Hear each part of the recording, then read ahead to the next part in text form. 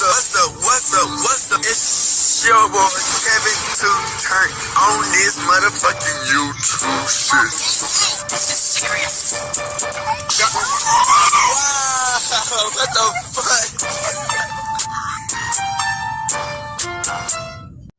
fuck? What's up? It's your boy Kevin to turn on YouTube shit. Hey man, say man, we are Liddy. Turn. To motherfucking day. Show you outside. Big crib in the gang. Show you outside shit, man. Free Palestine, free Congo, Russia deal thing in Texas. Stand the fuck up.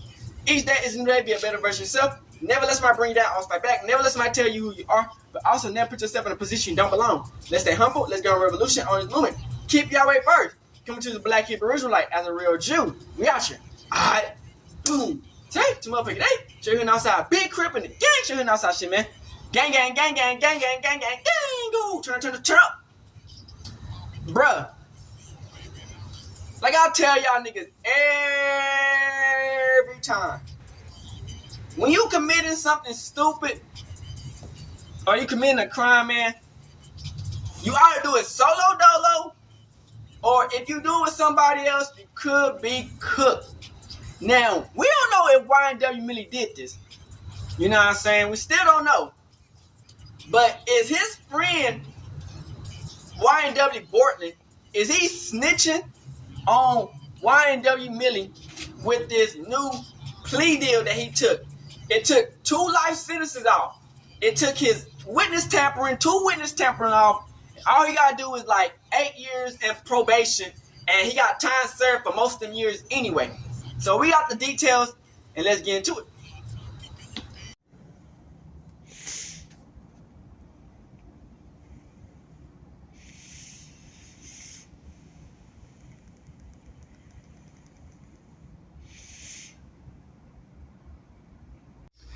Gang, so is YNW Melly cooked?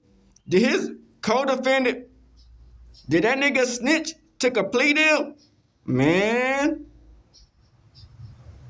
If you wake up tomorrow or the next day and you decide you changed your mind and you want to resolve this case, both cases, by way of a jury trial, that's not But this is wild. If you want to have a trial, the trial starts tomorrow. If you want to accept the deal, you can accept the deal today. This nigga kept it so solid for so long, but kinda.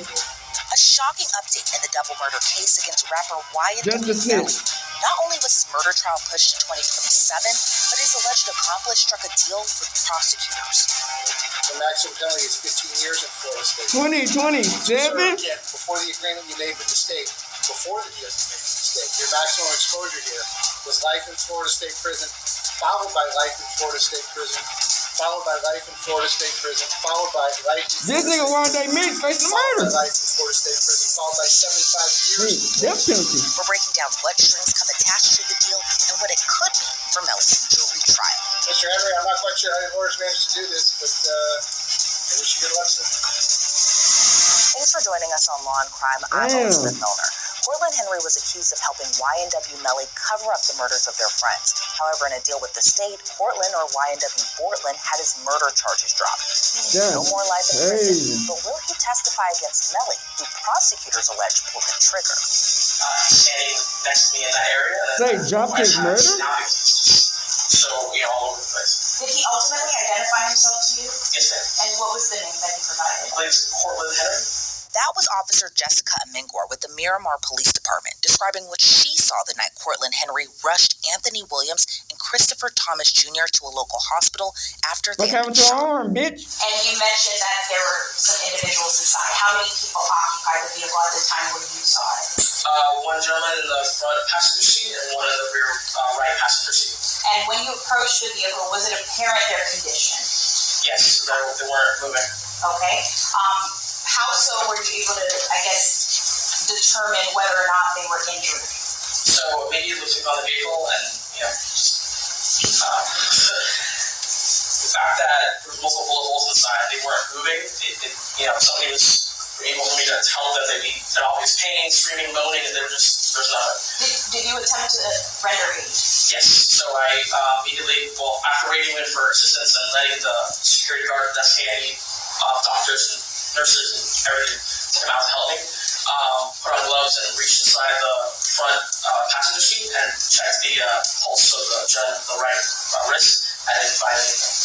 And did he tell you where the circumstances surrounding how he ended up at the hospital? So he advised he just left the studio with his friends in Rder, and that he wasn't familiar with the area, but he had just gotten off the highway because they're staying at a home somewhere near the hospital. After he got off the highway, he stopped at a light, and then the car, he couldn't tell exactly what kind of car it was, just started shooting at his vehicle. So he multiple times reenacting a story. He's going like this because he's saying that he had to duck down in the driver's seat as he was driving to avoid being hit. And again, along those lines, you said See, he was saying this my shot at him. The other victims inside the vehicle. Were you able to observe any injuries to Bortlen Henry? No. Were you able to observe any blood? No. I actually told him several times that he was lucky because for that many bullet holes, I'm surprised he didn't get hit. So that officer testified during YNW Melly's first trial, and we all know how that turned out. She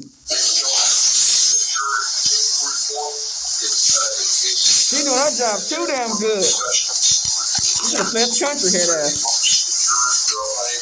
You're still unable to reach a unanimous decision. So at this time, what I'm going to do is just declare this trial prescribed. Now, years after that mistrial was declared, the very alleged accomplice accused of helping Melly cover up a double murder struck a deal with prosecutors. Now, before we get into that, let's start with how we got here. Now, back in October of 2018, some members of the YNW Collective were at a late-night studio session recording music. That included Jamel Dimmons, a.k.a. YNW Melly, Anthony Williams, a.k.a. YNW Sack Chaser, Christopher Thomas Jr., a.k.a. YNW Juvie, and Cortland Henry, a.k.a. YNW Bortlen.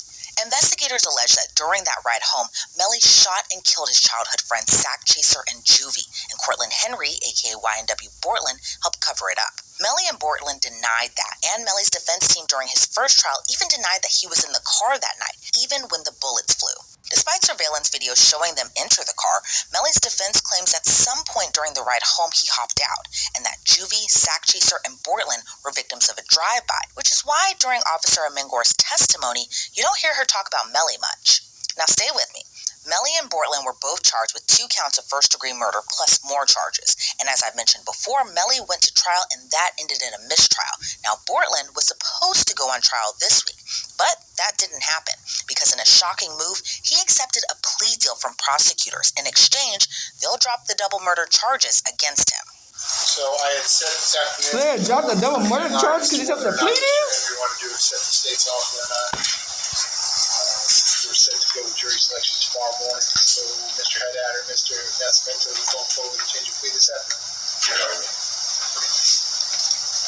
And state, is it the same terms that you discussed previously? Is there anything different? No, Your Honor, that has changed. It's correctly reflected on the plea forms. So the pre-forms to me look like the 19 case as to the 2 counts of accessory after the fact, as well as to all 4 counts in the 23 case. These are going to be adjudications, 10 years Florida State Prison, followed by, that's a 6 years probation. That's correct. 6 years probation. All counts are run concurrently, all sentences run concurrently with one another. And it looks like there's no restitution in the 23 case. In the 19 case, I'm reserving restitution and ordering it payable. That's going to be to Terry Bagley as well as Ashley Phillips. Yes, sir. We've spoken to them and they don't anticipate there being any restitution just because caution. Okay. So I'll give you 120 days to tell me the amount. Yes, Your Honor. They are present as well, too. So our reach out to has informed them of that. Okay. That nigga's in that jail, so he said, hell no. Today, he said there was none. Life is it? Is that the complete term? That's it? Yeah. He's also going to be giving it to Crawford, Your Honor. That's tough though. At a later time. So is that part of the negotiated resolution? It is. So that's a lot of legal jargon, right? But let's break it down. Cortland Henry accepted a deal to plead no contest to being an accessory after the fact, meaning he really didn't plead guilty, but the judge adjudicated him or declared him guilty on that accessory charge. So Cortland will still have to be serving a prison sentence, but he was sentenced to 10 years followed by 6 years of probation, with credit for time served, which honestly, compared to a life sentence, maybe that helped him come to that decision. But let's take a look at how that conversation went. Mr. to put you under oath, and I'm going to ask you some questions. If I ask you something you don't understand, please let me know. I'll try to ask you a better question, okay? As loud as you can so the court reporter can get down all the answers, okay? Raise your right hand. Swear to tell the truth, whole truth, nothing but the truth? You can put your hand down. Please state your full name. How old are you? How far did you go in school? Do you read and understand the English language? Are you presently under the influence of any drugs, medication, or alcohol? Have you ever been treated for a mental illness? Are they giving you any medication in the jail right now? How are you feeling this afternoon? Your head is clear? Take that medication and become a zombie, bitch. You understand you're resolving 2 pending felony cases this afternoon? Right. Mr. Haddad or Mr. Nascimento, have you seen or heard Mr. Henry say or do anything which would call into question in your mind whether you understand what's going on? Nothing at all. All right, so Mr. Henry, it's 2 cases, sir. I'm going to go one at a time. In case number 19-1871 CF10A, this is before the agreement you made with the state, before the deal you made with the state. You were charged as follows. Counts 1 and 2 is murder in the first degree with a firearm. Those are capital offenses. The maximum and mandatory penalty is life in Florida State Prison. Counts 3 and 4 are accessory after the fact of murder in the first degree. Those are each first degree felonies. The maximum penalty is 30 years in Florida State Prison. Damn. In case number 23-10643, CF10A, you're charged in count 1, tampering with a witness in a capital felony. That is punishable by life in Florida State Prison. Count 2, directing the activities of criminal gang. That's a first degree penalty. Again, punishable up to life in Florida State Prison. Count 5 is conspiracy to commit tampering. Again, as it relates to a first degree murder charge, that is punishable by a maximum penalty tampering of life would done in it. State Prison. And count 7, unlawful use of a two-way communication device. As charged, that's a second degree felony. The maximum penalty is 15 years in Florida State Prison. So, sir, again, before the agreement you made with the state, before the deal you made with the state, your maximum exposure here was life in Florida State Prison, followed by life in Florida State Prison, followed by life in Florida State Prison, followed by life in Florida State Prison, followed by life in Florida State Prison, followed by 75 years in Florida State Prison. Sir, do you understand all the pending charges and the maximum possible penalties involved? And it's my understanding that you want to resolve both cases today. Is that correct? And that resolution is an agreement you've reached with the state, the terms of which are as follows. Number 1, in the 19 case, you're going to plead no contest to both counts of accessory after the fact. In the 23 case, you're going to plead no contest to all 4 counts as charged. In exchange for that, the state is going to null process, that is, drop the 2 first-degree murder counts. All right, I'm going to adjudicate you guilty. Yes, sir.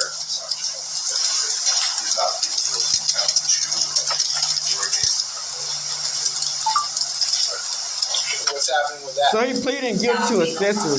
So he's only going to plead to the tampering with a witness in a capital felony, conspiracy to commit tampering, and unlawful use of a two-way communication device? Just the tampering and the unlawful use. Just You call count this 1 and count motherfucker 7. buzz cut head ass. State, you're going to null process count 2 and count 5. Correct, Your Honor. As it relates only to Mr. Henry. Correct. Okay.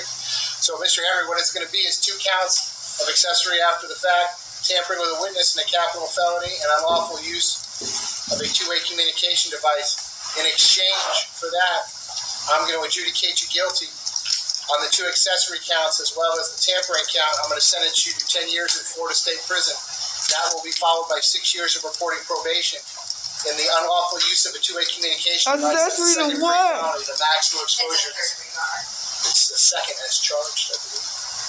It's a third, except as it relates to a capital case, but I'm happy to look it up. As a third, as we discussed, so. Well, what did you want the negotiated sentence to be for that? That was just going to be the maximum time served. 5 years? Is that what you want me to do? Correct, Your Honor. Okay. All right, so, sir, as to that count, it's going to be adjudication of 5 years in Florida State Prison. So the 2 accessory counts as well as the tampering count, those come with 6 years of reporting probation after the Department of Corrections sentence. I'll give you credit for all the time that you've served in both cases. All of those counts will run concurrently. All those sentences will run concurrently. All counts in all cases, that is at the same time with each other. I'm going to have to impose mandatory court costs. I'm going to order restitution payable to Terry Bagley and payable to Ashley Phillips and reservists to the amount. I'm going to give the state 120 days to tell me the amount of that restitution.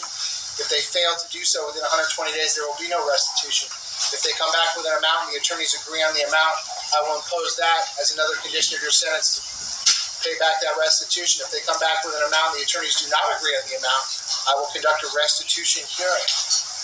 Sir, lastly, and I want to make it very clear on the record, and it's unrelated to this negotiated change of plea, I guess at some point after the fact, the state wants to take a proffer from you or have a discussion with you, ask you some questions about whatever that may be.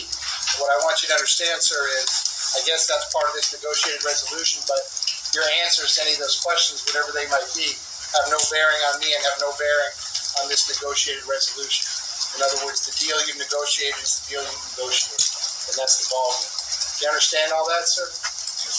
Have you had enough time to talk to your lawyers about all that? They've answered all your questions? You're sure that that's what you want to do?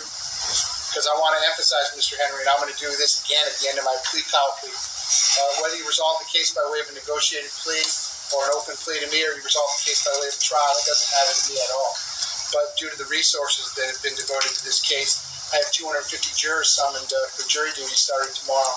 So I want to be very thorough with you here this afternoon, because if you wake up tomorrow or the next day and you decide you've changed your mind and you want to resolve this case, both cases, by way of a jury trial, that's not going to happen. All right? If you want to have a trial, the trial starts tomorrow. If you want to accept the deal, you can accept the deal today. But there's not going to be any buyer remorse, in other words, because I've given you plenty of time to think about this, talk to your lawyers about it, talk to your family about it. I talked to you about it last week. Kind of looks like your lawyers probably did something or other to get a better disposition for you as of this afternoon. But this is it today. So understanding all that, you've had enough time to talk to your lawyers about all that. That's what you want to do. So, sir,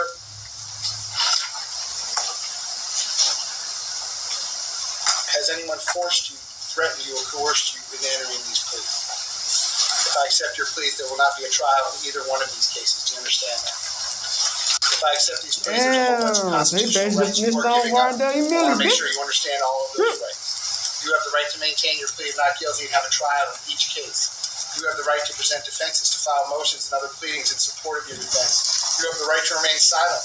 You have the right to have the state prove you guilty beyond a reasonable doubt. You have the right to confront and cross-examine the witnesses against you. You have the right to appeal any decisions that I may have made up to this point, or any rulings I might make in a future trial.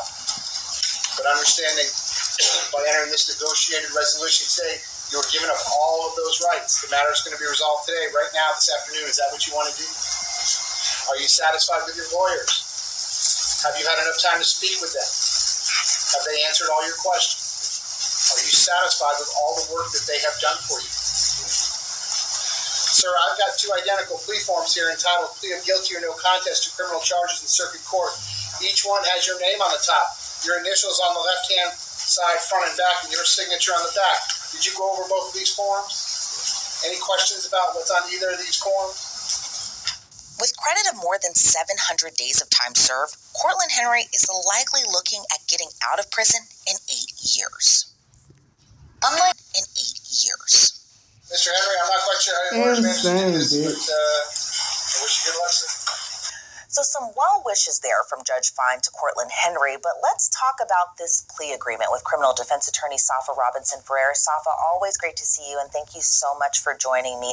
Now, with this proffer that Cortland Henry has to do, the deal is already set in stone, so in my mind, he doesn't necessarily have to cooperate with prosecutors or even testify against YNW Melly, but what are your thoughts? Do you think that he'll end up being very forthcoming with information during this proffer? It's going to be interesting to see what route he takes. And of course, with a proffer, it's an offer of proof, an offer of information or evidence and things of that nature that will ultimately come into play with a prosecution, assumingly YNW Melly's prosecution in this case. And so, as far as I'm understanding it to be, is that through this proffer agreement, of course, the prosecution wants him to cooperate, but there's no negative sanction for him if he does not. There's not a positive that he will receive if he provides certain information, and there's not a negative that he would receive if he doesn't cooperate or if he doesn't give any additional information. I think considering the the possible lifestyle that he lives. And of course, we're in a no snitching environment with certain demographics that he probably will not say much of anything at all. Yeah, I wouldn't be too surprised if he doesn't say much of anything either. I mean, I feel like part of me thinks that maybe he got the approval possibly from his alleged co-conspirator, that maybe it was okay to kind of go through with this. Because if you're staring down a life sentence versus, 10 years in prison, I can understand why 10 years might sound a little bit better. Like a lick, and part of this sweetheart deal in a way, do you think it's a sweetheart deal? I mean, he was facing multiple life sentences. Time served. He could just get out in 8 years. Yeah, it's a total sweetheart deal. He's looking at multiple life sentences out of that and essentially spending the rest of his life in prison. With this plea agreement, he pled no contest, I believe, to 2 counts, and the sentence promises 10 years. We know he's been in custody for approximately 7, so he's really probably only got about a year to year and a half left to do on his sentence before he's released. He's also going to be on probation or parole supervision for the next 6 years once he is released. So he will have to comply with the terms and conditions of probation or parole once he is placed on that.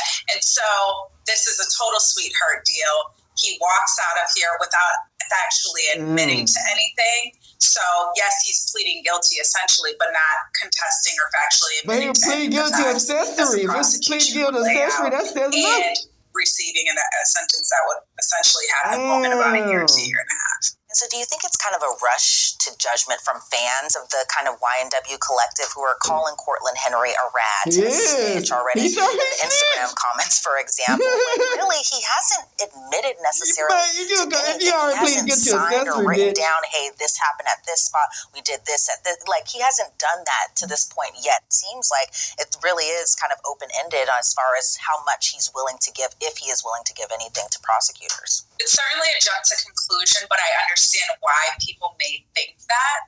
What often happens is prior to any plea negotiation or during plea negotiations and prior to any plea being entered by a defendant, there are many conversations that are going on, whether it be between the judge, the prosecution, and the defendant, or there's a bunch of conversations with would be myself or the defense attorney, the client, and other witnesses. And I would feel comfortable in saying there's a high likelihood that Melly and Mr. Bortlen ultimately probably had a conversation before he entered into this plea to say, hey, you're pleading no contest. There's nothing that you can say that will essentially hurt me.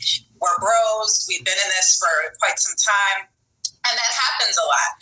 There are conversations between co-defendants, particularly people who are friends and people who have engaged or alleged to have engaged in certain conduct together. That's like, you're not going to snitch on me. I'm not going to snitch on you. At the end of the day, if that were to be the case, there's mutually assured destruction. And so how these plea negotiations often come about is with the attorneys having the conversation with the client and saying, hey, this is what this means. You walk out of here within about a year to year and a half. There's no requirement for you to actually testify against Mr. Melly. If you want to, of course, that's your choice. If you choose not to, then you're not going to be negatively impacted by that. You're still walking out of here with a 10-year sentence that will ultimately be converted down to 6 years of supervision afterward. Yeah. And I wouldn't be surprised that the two possibly may have had a conversation in some way or form, especially given that I saw Melly's mom and even his brother inside the courtroom when that plea hearing was going on. And do you think it's at all possible that prosecutors are working on another deal for Melly too? I mean, his trial was pushed to 2027. He's been behind bars since 2019 with no conviction. But what do you think this deal with Cortland Henry means for YNW Melly? Well, I certainly think that it's probably in the prosecution's best interest to try to formulate a deal with Mr. Melly. At the end of the day, this isn't a slam dunk case for them, and we saw that in the first trial when it ended up in a mistrial and the jury ultimately couldn't come to a decision. And so, considering that and the prosecution knowing that with the proof that they presented then, the proof is not really going to change substantially between that prior trial and his next trial. So they have to take that into consideration. And considering those things, they don't have the easiest case. It's probably more imperative for them to extend some sort of plea deal. Not only that, but, and I'm super interested in this, is now we're getting into speedy trial waters. Melly has been sitting in jail for quite some time, for years at this point on these charges. Within the United States and our constitutional framework, a person has a right to a speedy trial. So at what point does the rubber meet the road and the judge say, hey, if this case isn't brought to trial by this date at this time, then I'm going to entertain a speedy trial motion to dismiss on behalf of the defense, because this has gone on far too long and it's exceeded any constitutional framework that would have ensured Mr. Melly receives that fair and quick trial. Fair and quick trial. Right, exactly. And I know it's still kind of held up because they're waiting on an appeals decision, all of that. But from 2019 of incarceration to 2027, that is a long period of time. I don't think I've ever seen a case kind of just sit in the purgatory of the legal system, just kind of waiting. Even though we did have that first trial, I kind of thought the second trial would happen a lot sooner than it has been. And I know a lot of the focus when I'm talking about this story or we're talking about this case is always either YNW Melly or Bortlen Henry, but the two are accused of killing their friends and covering it up to look like a drive-by. What do you think this message and this plea deal sends to the families of Anthony Williams and Christopher Thomas Jr., especially as they've probably been waiting for some form of justice for so long? They're probably doing a backflip, nigga. They're probably not happy about it. But one of the things that families have to understand, and I would always have this conversation as a former prosecutor, is ultimately at the end of the day, I represent the state. The prosecution represents the state of Florida. While they are advocating on behalf of these victims, their duty is to the state and to protect the individuals and citizens of the state of Florida. And so while they can take the family's wishes into consideration, and they will probably strive to do that as best as possible, the prosecution may sometimes have to make decisions that go against what a family of a victim would like in order to at least salvage some of the prosecution and kind of, get some sort of accountability and time out of a defendant. And I just, I'm always thinking about their families, especially because, they lost their two young sons at such a young age. They wanted to be just as great in the world as probably YNW Melly wanted to be. Bortlen Henry rising up into the music industry, and then that shooting happened back in 2018. Again, Safa Robinson Ferrer, I want to thank you so much for your time and your insight into this case. I really appreciate it. Thanks for having me. It's unclear where Bortlen Henry will be serving his prison sentence. As of this reporting, online records show he's still in the Broward County Jail. Thanks so much for joining us here on Law and Crime. I'm Elizabeth Milner. Shout out to Trap Talk. Let's get into it, man. Doing the ass. They came up. We inside the building. See, both fights was inside the building. That's why nobody ended up. YNW Bortlen got called out on his snitching, and it got so bad hands got thrown. Melly's probably going to be locked up for good, and his fam ain't too happy about it. But was Bortlen's decision the only way out, or was this a revenge plot years in the making? Let's get into it. When keeping it real goes wrong. The courtroom was mad quiet when Judge Martinez Fine was about to drop one of the most game-changing decisions in recent hip-hop history. No cap. On September 9th, 2025, just one day before his trial was supposed to pop off, YNW Bortlen accepted a plea deal that would forever change the whole vibe of one of rap's most watched murder cases. This move was about to send shockwaves through the culture that would reach way beyond that Broward County courthouse, potentially sealing the fate of his day one homie and co-defendant, YNW Melly. This was a far cry from what he was saying just months before. There's nothing to snitch on. We're innocent. So say this with me.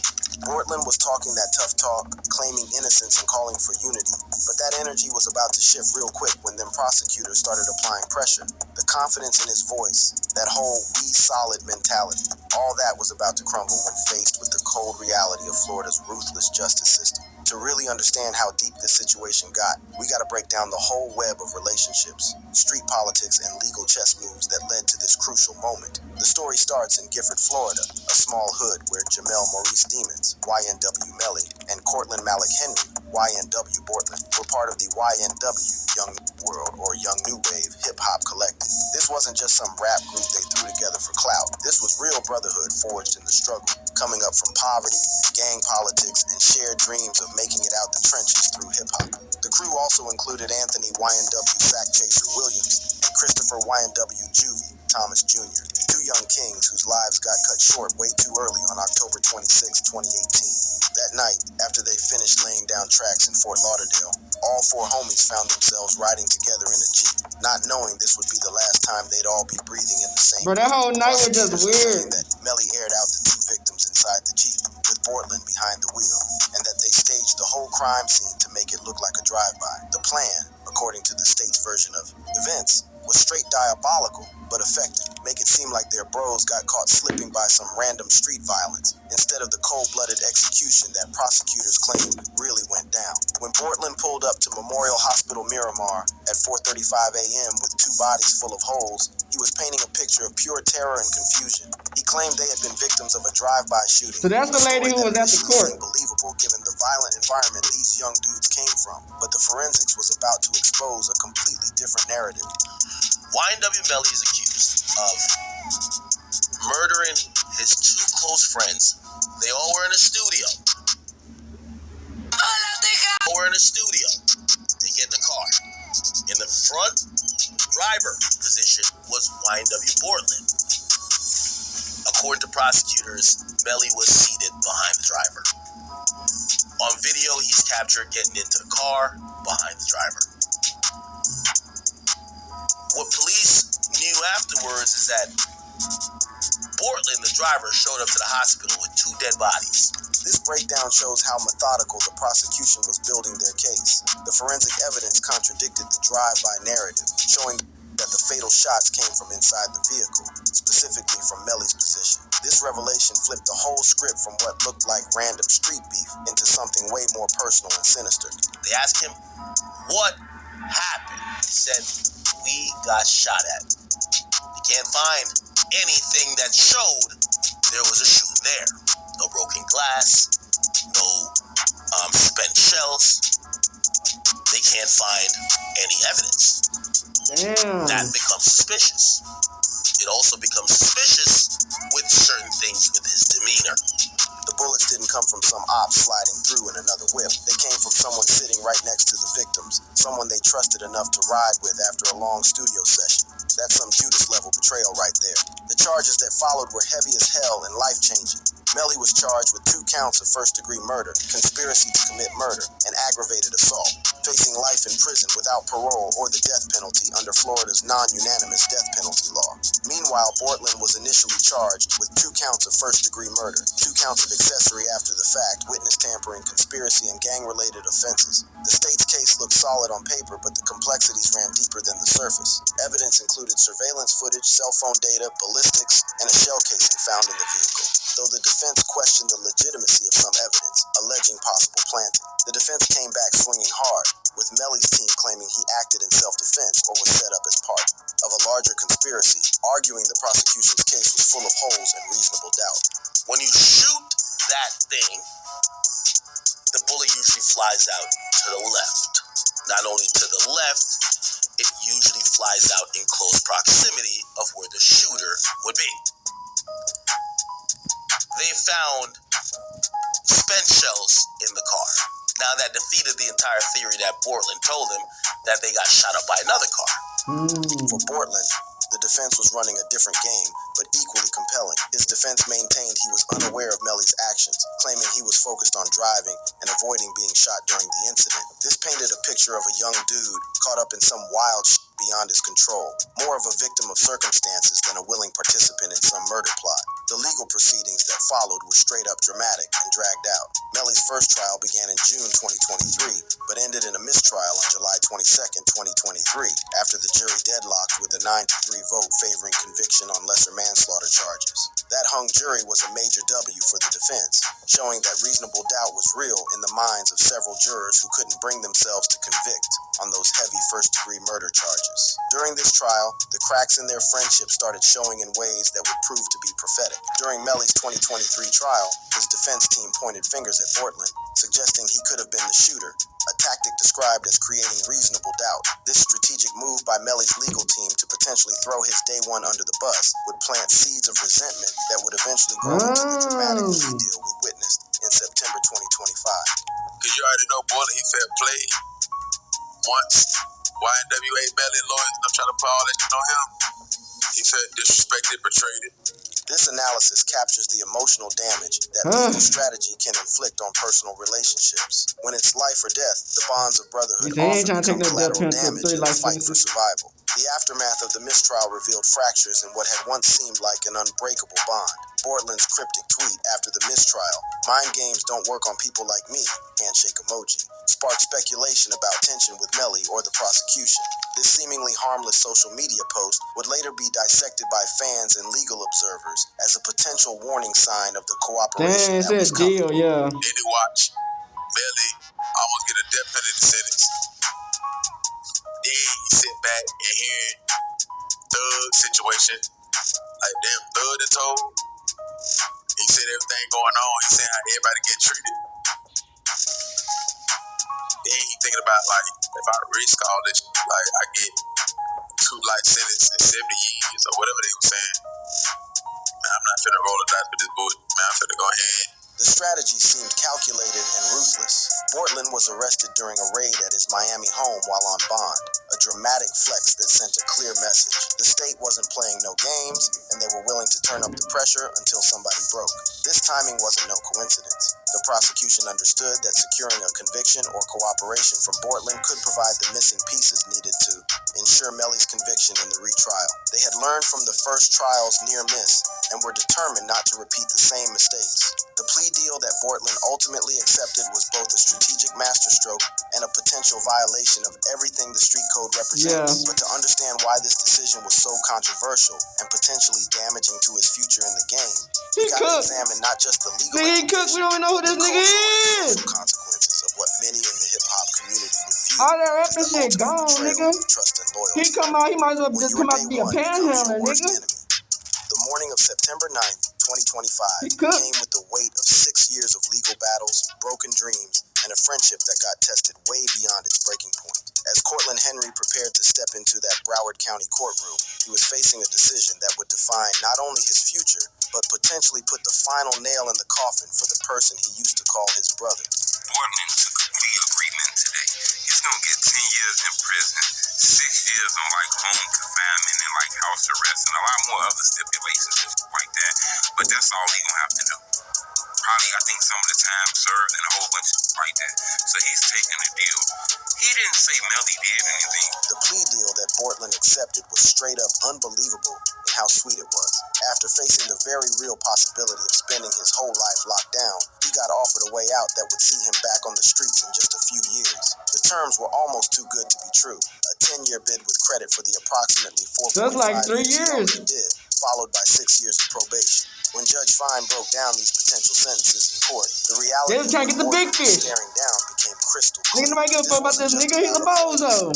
This was about dodging what was essentially a death sentence wrapped up in multiple life terms. The specific charges that got dropped as part of the deal tell the story of prosecutorial game playing and the power. They want this goofy ass nigga. No contest to 4 lesser charges: 2 counts of accessory after the fact to a Very capital felony, brainhead ass. 1 count of witness tampering, and 1 count of unlawful use of a 2-way communication device. In exchange, prosecutors dropped 2 counts of first-degree murder, 1 additional count of witness tampering, and a charge of directing the activities. It just goes to show you, they didn't want him. Point the fingers out. He didn't They snitch. wanted He didn't Melly. say anything like that. But a lot of people believe what he did is like what Gunna did to Young Thug. But the most controversial part of the deal wasn't what Bortlen was avoiding. It was what he was agreeing to give up. As part of the deal, Bortlen agreed to provide a sworn statement, or proffer, detailing his own role in the events of October 2018. This requirement would become the main source of snitching accusations and betrayal claims that would follow him for life. This might have been a dry snitch. Chevy Equinox is more than an Main source of snitching accusations and betrayal claims that would follow him for life. This might have been a dry snitch.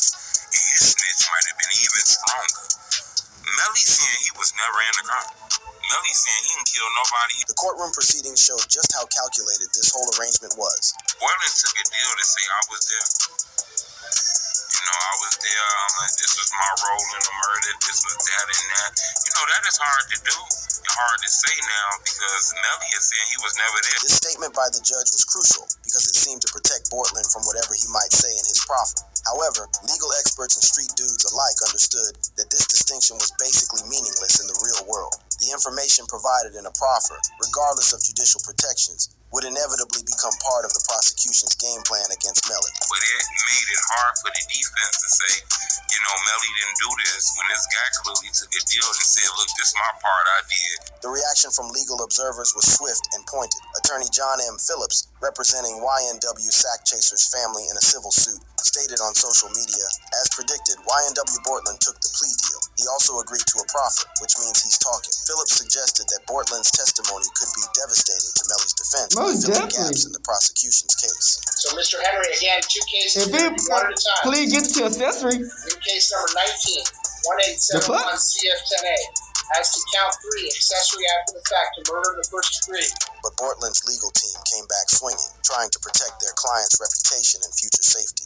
Bortlen's attorney, Fred Haddad, explicitly denied claims that Bortlen was cooperating against Melly, stating, "Let's be clear, my client is not snitching. There is no agreement to testify against anyone. The state wanted information about my client's involvement, and he provided that, nothing more." In case number 23, 10643 CF10A. As to count 1, tampering with a witness in a capital felony, and count 7, unlawful use of a two-way communication device. How are you going to plead, sir? Guilty, not guilty, or no contest? However, these legal technicalities and attorney statements couldn't overcome the optics of the situation or the harsh realities of hood culture. The hip-hop community, especially those who value keeping it real and adhering to the street code, saw through the legal double talk to what they perceived as the underlying truth. Bortlen had chosen saving his own skin over loyalty to his mans. That boy Bortlen just made Melly fell down to his knees when the lawyer came. Not the law, the lawyer came. The lawyer came to Melly said, told him, man, your water, your round, your partner, your dog. Just took a plea. The social media reaction was immediate and brutal. Posts on X reflected a sentiment among some users that Bortlen's plea deal implied he was cooperating against Melly. With one user posting, Bortlen is pleading guilty to helping Melly commit the murder of his 2 friends, while Melly is in court saying he didn't do it. And he signed a proper, man, finna tell it all, man. Took them like sinners on the table. damn, can't trust nobody. To understand why this reaction was so visceral, we gotta examine the broader context of what constitutes acceptable behavior within hip-hop culture, particularly when it comes to dealing with the feds and law enforcement. The street code's prohibition on snitching is a cornerstone of urban and hip-hop culture, rooted in distrust of authorities and loyalty to one's community. This code isn't just some preference or suggestion, it's viewed as a fundamental principle that separates real ones from fake ones. In case number 19, 1871 CF10A. As to count 3 and count 4, I will adjudicate you guilty, sentence you to 10 years in Florida State Prison. The historical context makes this reaction even more understandable. In many urban communities, particularly African American and marginalized groups, there is a long history of systemic abuse by police and the judicial system. Cooperating with authorities is often seen as aligning with an oppressive force. This isn't simply about criminal culture. Like it's Eminem, about survival, goofy ass. community protection, and maintaining dignity in the face of a system that many view as fundamentally hostile to their existence. That will be followed by 6 years of reporting probation. I will impose mandatory court costs. Pursuant to 943.325, I will need a set of your prints and DNA. For Bortlen, the snitching accusations represented more than just criticism. They threatened to destroy everything he had built and hoped to rebuild. If labeled a snitch, Bortlen risks being ostracized by peers in the rap and street communities, facing exclusion from social circles, events, or collaborations. The entertainment industry, despite its corporate facade, still operates according to many of these unwritten street rules, and artists perceived as violators of the code often find themselves professionally blackballed. So they probably paint that picture to him. Even if they don't use Bortlen information in that proffer for Melly case, it's still gonna weaken his defense. Ain't no way they ain't gonna hear what Bortlen said. The timing of Bortlen's decision also speaks to the psychological pressure he had been under. Bortlen was released on bond in May 2020 and placed on house arrest while Melly remained in custody. This separation created completely different lived experiences for the two homies. While Melly was locked down fighting his case from behind bars, Bortlen had tasted freedom and understood exactly what he stood to lose. Even if they don't use Bortlen information in that proffer for Melly case, it's still gonna weaken his defense. Pussy. He's like, hell no, I can't do no life in prison. I'm gonna get no pussy. Bortlen said they're gonna use it against him, man. The contrast in their situations became even more stark as time progressed. In August 2025, Melly replaced his legal team with Drew Finley, NBA Youngboy's attorney, signaling a strategic shift after 2,387 days in custody with without a sentence. Meanwhile, Bortlen was looking at a trial date that could result in him joining Melly in a permanent residence behind bars. Man, they'll put it like, it ain't gonna work against him, it's gonna work against him. Melly cooked, you done. But perhaps the most damaging aspect of the entire situation was how it exposed the fractures that had been developing in their relationship since the original incident. Court documents noted that Melly refused to testify against Bortlen in 2020, suggesting loyalty at the time, despite the state's efforts to pressure Bortlen to cooperate. This detail makes Bortlen's eventual plea deal even more painful. Melly had protected him when he had the chance, but when the tables turned, Bortlen chose a different path. The psychological toll of these decisions can't be understated. Both young dudes had watched their dreams of hip-hop stardom evaporate in the legal system's meat grinder. They had seen their bros buried, their collective disbanded, and their futures reduced to a series of court dates and legal motions. In this context, Bortlen's decision to accept the plea deal becomes less about betrayal and more about the simple human desire to survive and eventually rebuild some kind of life outside them walls. However, understanding the motivations behind the decision doesn't diminish its potential consequences. As news of the plea deal spread throughout the hip-hop community, the question wasn't whether Bortlen had made the right choice for himself. It was whether he had made a choice that would allow him to live with himself, and more importantly, whether the streets would allow him to live at all. The price of freedom. The reverberations of YNW Bortlen's plea deal extended far beyond the sterile confines of the Broward County Courthouse, sending shockwaves through a hip-hop community already fractured by similar betrayals and broken codes. As the dust settled on September 9th, 2025, the full magnitude of what Cortland Henry had potentially sacrificed in exchange for his freedom began to crystallize. This wasn't just about avoiding prison time. This was about the complete restructuring of his identity, his future prospects, and his place within a culture that values loyalty above almost everything else. The immediate legal ramifications for YNW Melly were stark and potentially devastating. The prosecution's case against Melly has been described as weak, relying heavily on circumstantial evidence, as seen in the 2023 mistrial where the jury deadlocked. However, Bortlen's proffer could fundamentally alter this dynamic by providing the missing narrative threads that prosecutors needed to weave together a compelling case. Smooth legal cannabis. It's real flower that gets you a real high. To weave together a compelling case for conviction. Even if they don't use Bortlen information in that proffer for Melly case, it's still gonna weaken his defense. Ain't no way they ain't gonna hear what Bortlen said. They're gonna use it against him, man. This analysis cuts to the heart of why plea deals and co-defendant cases are so controversial. Even with judicial protections and attorney denials, the very act of providing information to prosecutors in a proffer session creates potential ammunition that can be used in ways that may not constitute direct testimony, but still damage the remaining defendant's case. The psychological impact on Melly cannot be understated. After 2,387 days in custody without a sentence, watching his childhood friend and co-defendant walk away with a deal that could see him free in a matter of years must feel like the ultimate betrayal. The young man who once posted on Instagram expressing love for his YNW family and referring to Bortlen as his brother now faced the reality that this same brother had chosen survival over solidarity. But the implications extend far beyond the immediate legal case. For Bortlen, the plea deal represents a Faustian bargain that may have purchased his physical freedom at the cost of his cultural credibility and future prospects within the very industry that made him relevant in the first place. Bortlen's career prospects face significant challenges, as artists perceived as snitches often face boycotts from peers who value street credibility and may avoid working with him to protect their own reputations. The hip-hop industry, despite its corporate structure, still operates according to street rules in many ways, and artists who violate these codes often find themselves professionally ostracized. The parallels to other recent cases are instructive and ominous. The case parallels others in hip-hop where snitching allegations have impacted credibility, such as Gunna's plea deal in the YSL RICO case, which led to widespread accusations of snitching despite his insistence that he did not cooperate against Young Thug. Even artists who maintain some commercial success after such allegations often find their street credibility permanently damaged, limiting their ability to project the authenticity that is crucial to certain segments of the hip-hop audience. For Bortlen, the challenges are even more daunting than those faced by more established artists like Gunna. His limited discography and incarceration until at least 20 2028 further hinder his ability to rebuild his brand. Unlike artists with extensive catalogs and established fan bases, Bortlen's musical identity was still developing when the legal troubles began, leaving him without the commercial foundation necessary to weather this type of controversy. The safety implications are perhaps even more serious than the career concerns. Reddit users have speculated that Bortlen would need to leave Florida and live low-key to avoid retaliation or stigma, indicating the severity of potential social consequences. This isn't hyperbole.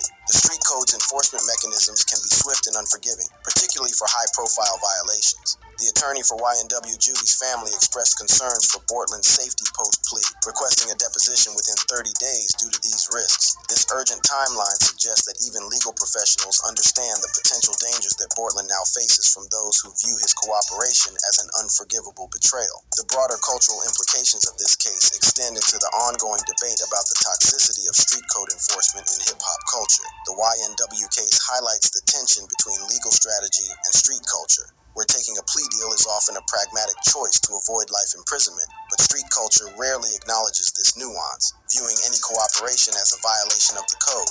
This creates what many scholars and observers have identified as a destructive double bind. Young people involved in the criminal justice system face an impossible choice: cooperate with authorities to secure a reasonable sentence and risk community ostracism and potential violence, or remain solid and face the prospect of spending their entire lives in prison. The system offers no reward for loyalty to the street code, but the streets offer no forgiveness for cooperation with the system. That's a fact 3. Most rappers would do you like that. It ain't too many rappers that's gonna, take their charge. When they bring in all this money per month and they change so many lives. In so many words, they let you know like their life more important than yours. You ain't no artist, you don't bring no real money on. You cause damage, so you take the fall. This brutal assessment highlights one of the most troubling aspects of the rapper-associate dynamic that exists throughout hip-hop culture. The expectation that associates should sacrifice their freedom to protect the career of the more successful artist creates a system that is inherently exploitative and morally questionable. For Bortlen, this dynamic adds another layer of complexity to his decision. If the analysis is accurate, then Melly and his team may have always expected Bortlen to take the fall for the more talented and marketable artist. In this context, Bortlen's plea deal could be viewed not as a betrayal of friendship, but as a rejection of an exploitative system that would have consumed his life to preserve someone else's career. The long-term consequences for both young men are likely to be profound and lasting. Melly's retrial is postponed to January 2027, meaning he faces at least 2 more years of incarceration before his case is resolved. During this time, he will have to grapple with the knowledge that his former friend has provided information to the very prosecutors seeking to convict him. Meanwhile, Bortlen will spend the next several years in prison, knowing that his eventual release will be met with suspicion, hostility, and potential danger from those who view him as a traitor to the code that once bound him to his community. The snitch label is notoriously difficult to shake, and even if Bortlen's proffer does not implicate Melly, the lack of transparency in legal proceedings means the public may never fully accept his attorney's denial of snitching. The financial implications are also significant. Record labels prioritize marketability, and if Bortlen's fan base shrinks due to snitching allegations, labels may hesitate to invest in him, especially given his incarceration until at least 2028. The music industry, despite its rhetoric about artistic freedom and expression, remains fundamentally driven by profit margins and market appeal.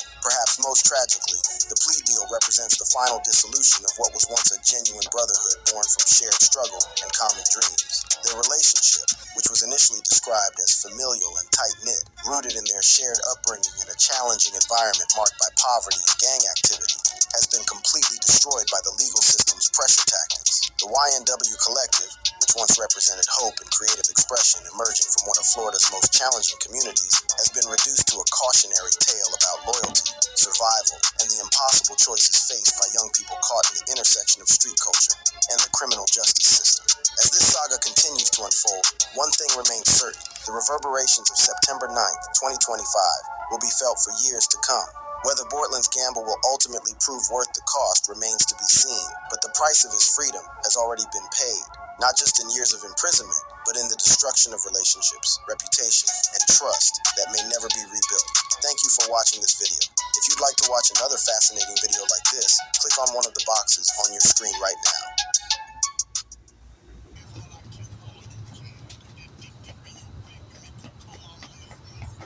Alright, back. So if he plead guilty to conspiracy, he did it. I mean, that's what he trying to say. You know what I'm saying? But we don't know. Because like I said, this system is corrupt. You know what I'm saying? They would make you turn your best friend in an instant for some freedom. YNW Melly couldn't have even done this shit. You know what I'm saying? But when that deal start looking good, and you know that your case is looking kind of crazy right now, man, these motherfuckers are doing anything they can to get free, bro. And it's sad for YNW Melly because he been locked up the whole time. I know the other dude was getting free every now and then. So, bro, at the end of the day, man, I pray that YNW can have a strong defense case. Because with dude pleading guilty to conspiracy, that looking real bad for YNW Melly right now. We out this bitch. Free YNW Melly. We out this bitch. And RIP to the victims. Hood and outside. Big crip in the gang outside shit. Hey, Dad, you know, dog, when we link up, dog, this shit be legendary. You know this instrumental, you the engineer on it, so Kodak everywhere.